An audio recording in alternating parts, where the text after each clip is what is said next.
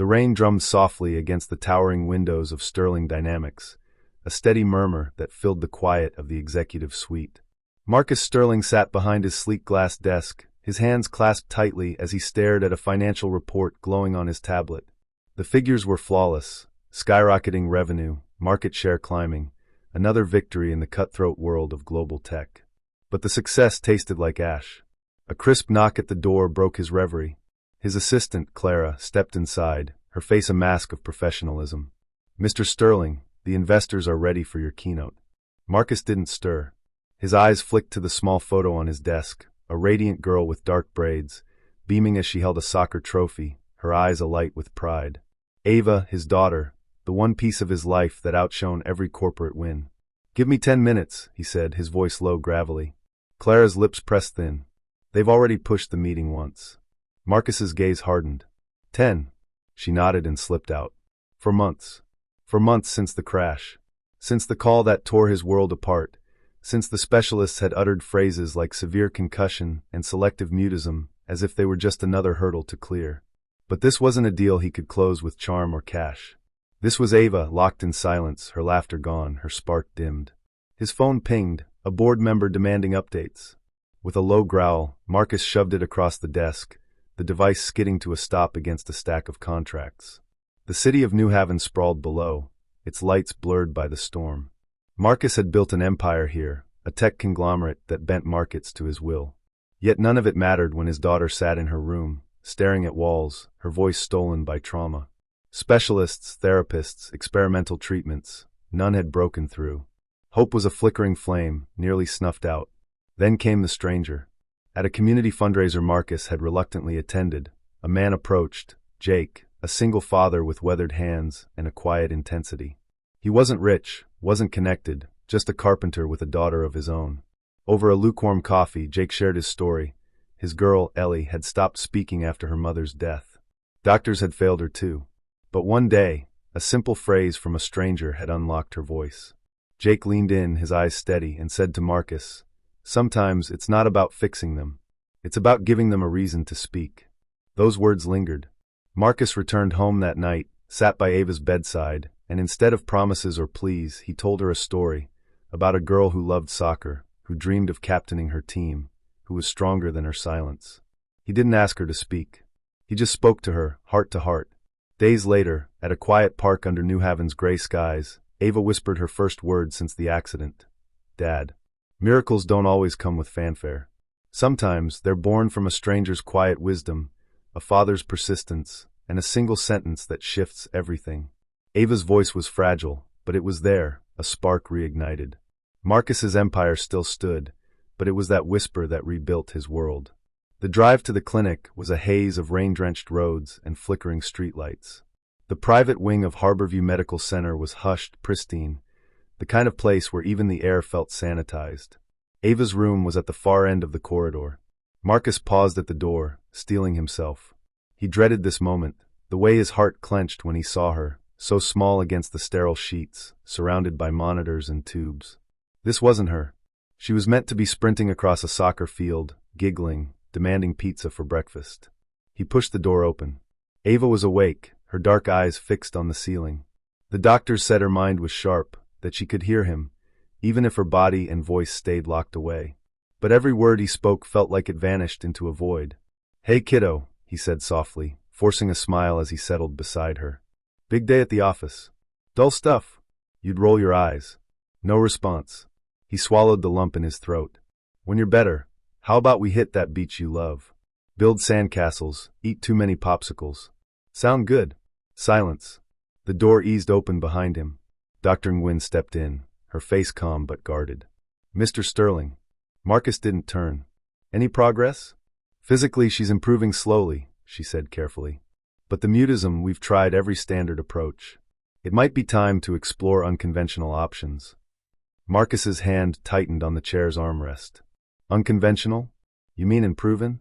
"Sometimes healing comes from unexpected places," Dr. Nguyen replied. A sound from the hallway interrupted, a child's giggle, sharp and bright in the clinical stillness. Then a man's voice, low and warm. "Slow down, champ. This isn't a racetrack." A small boy, maybe 7, poked his head into the room, his messy blonde hair falling into his eyes. He grinned at Ava before a hand gently tugged him back. "Sorry about that," the man said, stepping into view. He was lean, in faded cargo pants and a worn jacket, his brown hair slightly tousled. Max got curious. Marcus's eyes narrowed. "This is a private room." The man, Eli, his visitor badge red, met his gaze evenly. "We're here for therapy down the hall." Saw the name on the door. He glanced at Ava, a shadow of something deep crossing his face. "Heard about the accident. Rough deal." Marcus stood, his temper flaring. "Heard? This isn't your business. This is my daughter." Eli raised his hands, calm but unyielding. "Didn't mean to intrude." He paused, then added softly, "But if you're open to trying something new, I might have an idea." Marcus's laugh was sharp, bitter. "And what makes you an expert?" Eli's gaze didn't waver. "I know what it's like to lose your voice, and how to find it again." Before Marcus could fire back, a sound sliced through the tension. A faint, hoarse whisper. "Dad." Marcus froze. Ava's head tilted slightly, her eyes fixed on Eli. For the first time in 4 months, she had spoken. And it wasn't to him.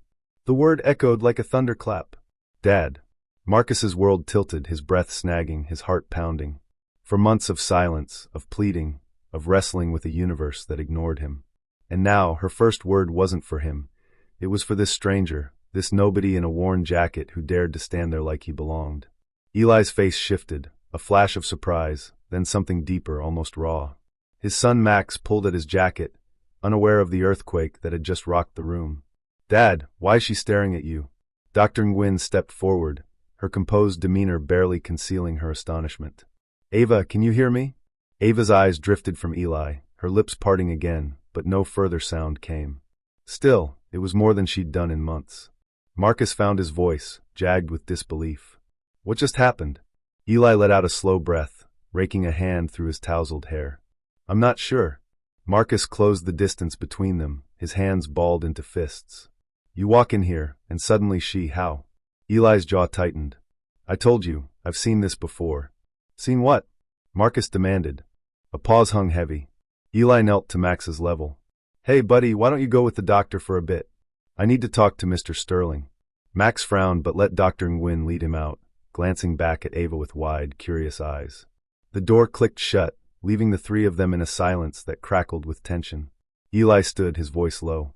"My sister," he said, "was in a crash 3 years ago. She didn't make it." Max was with her, walked away with just a few scratches, but he didn't speak for nearly a year after.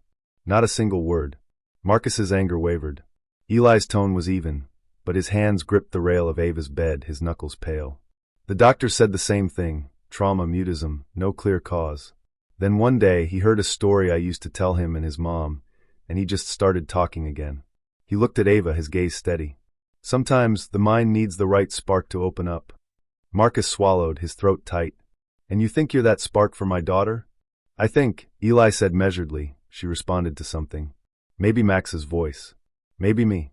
But if there's a chance." Eli's expression flickered, surprise, then something raw and fleeting. His son Max tugged at his jacket, oblivious to the seismic shift in the room. "Dad, why is she looking at you like that?" Dr. Nguyen stepped forward, her professional calm barely masking her shock. "Ava, can you hear me?" Ava's gaze shifted from Eli, her lips parting again, but no further sound came. Still, it was more than she'd done since the crash. Marcus found his voice, rough with disbelief. "What the hell was that?" Eli exhaled, running a hand through his tousled hair. "I don't know." Marcus took a step closer, his fists clenched. "You walk in here, and suddenly how?" Eli's jaw tightened. "I told you, I've seen this before." "Seen what?" Marcus demanded. A heavy pause. Eli crouched to Max's level. "Hey, buddy, why don't you go with the doctor for a minute? I need to talk to Mr. Sterling." Max pouted but let Dr. Nguyen guide him out, casting a curious glance back at Ava. The door clicked shut, leaving the three of them in a charged silence. Eli straightened. "My sister," he said quietly, "was in a crash 3 years ago. She didn't make it." Max was with her, walked away with bruises, but he didn't speak for nearly a year after. Not a word. Marcus's anger faltered. Eli's voice was steady, but his knuckles were white where he gripped the edge of Ava's bed. Doctor said the same thing, trauma, mutism, no physical cause. Then one day he heard a story I used to tell him and his mom, and he just started talking again. He looked at Ava. Sometimes the mind needs the right key to unlock it. Marcus swallowed hard. And you think you're the key for my daughter? I think, Eli said carefully. She reacted to something. Maybe it was Max's voice. Maybe it was me. But if there's a chance. No, Marcus cut him off. You're not some miracle worker. You're a stranger. Ava made a small, frustrated sound, her fingers twitching against the sheets, her eyes darting between them. Eli hesitated, then stepped closer to the bed. Hey Ava, he murmured, his voice warm and steady. You remember that soccer field by the pier? The one where you scored that goal last summer? Marcus stiffened. How does he know that? Eli ignored him, his focus locked on Ava. Bet the team's missing their star player. Bet they're waiting for you to come back. A tear slid down Ava's cheek. Marcus's chest ached. He wanted to push Eli out, to demand answers, to fix this himself, but the way Ava looked at Eli, like he was a lifeline, stopped him cold. Dr. Nguyen returned, Max trailing behind her. Mr. Sterling, she said cautiously, given Ava's response, I strongly suggest we pursue this. Marcus's phone buzzed again. The board, the merger, the empire that felt like a gilded trap. He wanted to roar. Instead, he looked at Eli. One session, he said, his voice tight. That's it. Eli nodded. Tomorrow, 10 a.m. Max grinned, darting forward to pat Ava's hand. We're gonna be buddies, he declared. And for the first time in 4 months, Ava's lips twitched upward, the ghost of a smile. Marcus arrived at Harborview Medical Center an hour early the next morning. Sleep had eluded him, his mind caught in a storm of hope and resentment. He didn't trust Eli Carter. The man was too composed, too sure, as if he'd already charted the path while Marcus was still lost in the dark. But Ava had spoken. That single word, Dad, had echoed in his head all night, morphing into a question that gnawed at him. Why him and not me? The hospital corridor was quiet, the fluorescent lights harsh against his exhaustion. When he reached Ava's room, he stopped short. Eli was already there, sitting casually beside Ava's bed, one leg crossed over the other like he belonged. Max perched on the bed's edge, swinging his legs, rambling about a superhero comic he loved. And Ava, she wasn't just staring. She was engaged, her eyes tracking Max's animated gestures. Marcus's throat tightened. Eli glanced up, sensing him. You're early. It's my daughter's room, Marcus snapped. Eli nodded toward the empty chair across from him. Sit. We're just starting. Marcus didn't move. What's your plan here, exactly? Eli studied him for a long moment, then turned to Max. Hey, buddy, why don't you show Ava that book we brought? Max grinned, pulling a tattered copy of the Phantom Tollbooth from his backpack and opening it with care. This one's the best. There's this kid, Milo, who goes to a magic place. Marcus expected Ava to withdraw, to sink back into silence, but she didn't. Her fingers twitched, as if reaching for the book. Eli stood, stepping closer to Marcus. Here's the plan, he said quietly. We don't push her. We don't beg. We just remind her of what she loves. Marcus scoffed. You think I haven't tried that? You tried as her father, Eli said, unflinching. Not as someone who's been where she is. The words landed like a blow. Marcus had spent months pleading, bargaining, willing Ava to return to him, but Eli acted like he knew she would. Max's voice broke through. Look, Ava, Milo's got a magic car. He tapped the page, beaming. Want to drive it with him? A beat of silence. Then Ava's hand moved, slow, shaky, her fingers brushing the book's edge. Max gasped. Dad, she touched it? Eli's smile was quiet but fierce. Yeah, buddy. She did. Marcus's breath caught. It was the first intentional movement she'd made since the crash. Small, insignificant to anyone else, but to him, it was everything. Eli turned to him. Your turn. Marcus froze. What? Talk to her. Not like she's broken, like she's Ava. For a moment, Marcus wanted to refuse. This stranger was in his daughter's room, telling him how to be a father. But then he looked at Ava. Her eyes were brighter than they'd been in months.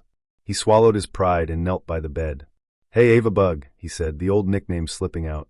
Remember that time we read this book at the beach? You kept saying you wanted a magic toll booth to take you on adventures. Silence. Then Ava's fingers curled slightly against the page. Marcus's vision blurred. Eli's voice was soft behind him. See? She's still there. Max clapped his hands. Do it again, Ava. You can do it. And then a sound, faint, raspy, almost nothing. Ava laughed. It was barely a breath, but it was real. Marcus's heart stumbled. He reached for her hand, half expecting her to pull away, but she didn't. Her fingers stayed curled around the book's edge, her eyes locked on Max's grinning face. Eli exhaled slowly. There she is. Marcus couldn't speak. For the first time since the crash, he saw his daughter, not the silence, but her. And it was because of this man he didn't want to trust. That terrified him more than the silence ever had. Marcus sat in his car outside the hospital, gripping the steering wheel until his knuckles ached. The session had ended an hour ago, but he couldn't drive away. Not yet. Not when Ava's faint, miraculous laugh kept replaying in his mind. His phone buzzed again, the board, the investors, the empire demanding his focus. He silenced it with a sharp jab. Across the parking lot, Eli emerged with Max on his shoulders, the boy chattering loudly. Even from a distance, Marcus could see the easy way Eli carried him, tilting his head to listen like every word was gold. It stirred something bitter in Marcus's chest. He stepped out of the car. "Carter." Eli turned, setting Max down. The boy waved at Marcus, clutching a half-eaten granola bar. "You forgot this." Marcus held out the worn copy of the Phantom toll booth, his voice tighter than he meant. Eli's brows lifted. "That's Max's. He must have left it." "I know whose it is," Marcus said, thrusting the book forward. "Take it." A pause. Eli studied him, then took the book. "You okay, Sterling?" The question was a match to kindling. "Do I look like I need your pity?" Marcus snapped. "You stroll in with your storybook nonsense, and suddenly you're the hero. That's my daughter in there." Max's smile faded, and he pressed closer to Eli's leg. Eli's face hardened. He knelt briefly, murmuring to Max, "Go wait by the bench, buddy. I'll be right there." Once Max was out of earshot, Eli stood, his voice low and sharp. "You think I want this? You think I asked to drag up the worst year of my life for your kid?" He stepped closer. "She spoke, Sterling." She laughed. "If you'd pull your head out of your empire for 5 seconds, you'd see that's what matters." Marcus's fists clenched. "You don't know what I know exactly what you've done," Eli cut in. "You've thrown money at it, hired the best specialists, bought the best machines. But you haven't listened." He pointed at the hospital. "She's not a contract you can close. You can't negotiate her back." The words hit like a sledgehammer. Marcus swayed, the truth cutting deeper than he could admit. A sharp ringtone broke the tension. Eli pulled out his phone, his face paling as he read the screen. Marcus caught a glimpse of the caller ID, Child Services. Eli answered, his voice tight. "Ms. Harper." "Yes, I know. The hearing's tomorrow at 10 o'clock. I'll be there." He hung up, his grip on the phone white-knuckled. Marcus frowned, caught off guard. "What was that about? Trouble?" Marcus asked, his voice low. Eli shoved the phone into his pocket. "Not your concern." But the puzzle pieces snapped into place. The faded jacket, the weary lines etched around Eli's eyes, the way he tensed at the mention of Child Services. A custody hearing, Marcus realized. Eli's silence confirmed it. For a long moment, neither spoke. Then Marcus did something that surprised them both. "Take tomorrow off," he said, his tone gruff. "Be with your kid." Eli blinked. "What about Ava?" "I'll stay with her." Marcus paused, then added, "And if you need a lawyer, I know the best." Eli stared, wary. "Why?" Marcus glanced back at the hospital, toward the window where Ava's room glowed faintly. "Because today you gave me my daughter back," he said quietly. "I owe you one." A beat passed. Eli nodded, just once. "Thanks." As he walked off to fetch Max, Marcus pulled out his phone, ignoring the flood of notifications from the office. He dialed a number. "Elena. It's Marcus. I need a favor."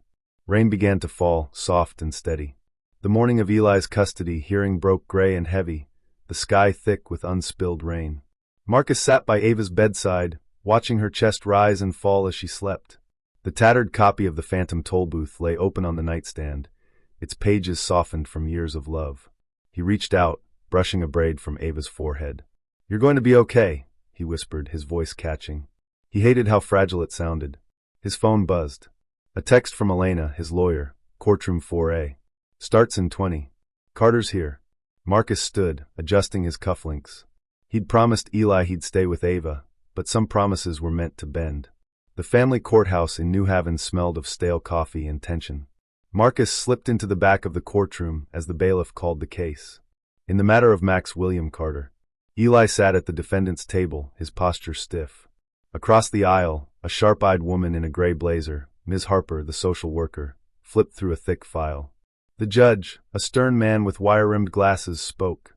"Mr. Carter, The state has raised concerns about your stability. Your employment record is inconsistent.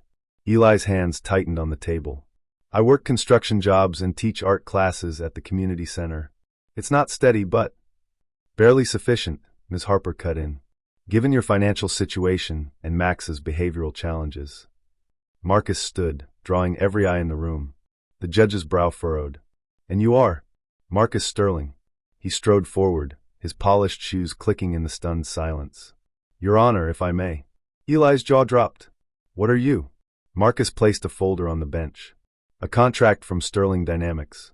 A full-time position for Mr. Carter as director of our new pediatric art therapy program. Competitive salary, senior-level benefits. He met Eli's stunned gaze. Effective immediately. Ms. Harper bristled. This is highly irregular. The judge raised a hand, eyeing Marcus. Why would your company create such a role? Marcus didn't flinch. Because Mr. Carter has a talent. One my daughter has already benefited from. He turned to Eli. Tell them about Max. Eli stared, frozen. Then he stood, his voice rough but steady. Your Honor, my son has ADHD. The state thinks that makes him a problem. But Max, his voice wavered. Max sees the world in ways I can't. Yesterday, he got a silent girl to laugh again. He's not a burden. He's a gift. The courtroom went still. The judge closed the folder. Mr. Carter, custody is granted permanently.